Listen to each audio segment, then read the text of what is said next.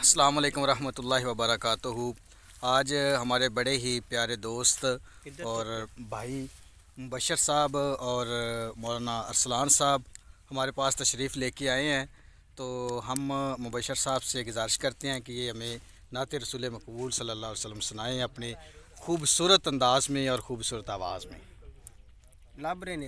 ایک لمحہ فکریہ کے لیے جو نا چند اشعار ہیں وہ یہ ہم دریائے ستلج کے اوپر کھڑے ہیں، پیچھے پانی ہے، تو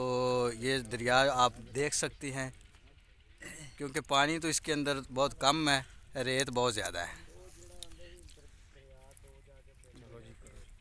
او کدیے بھی بیٹھ کے سوچ آئی،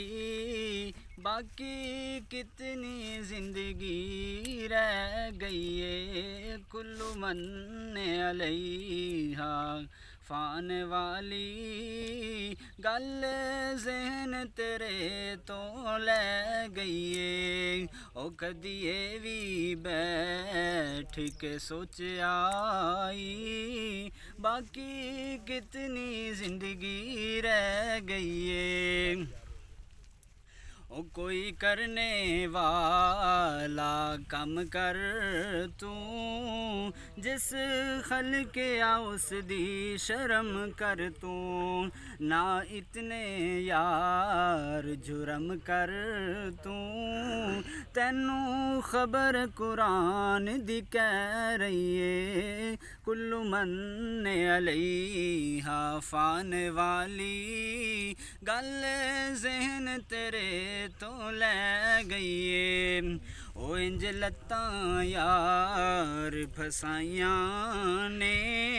انج کوٹھیاں یار سجائیاں نے، نالے بلڈنگاں خوب پھبائیاں نے، او انج لتاں یار پھسائیاں نے، جویں سند جیون دی لے لئیے، کل من علیہا فان والی، گل ذہن تیرے تو لے گئی ہے، او کدیے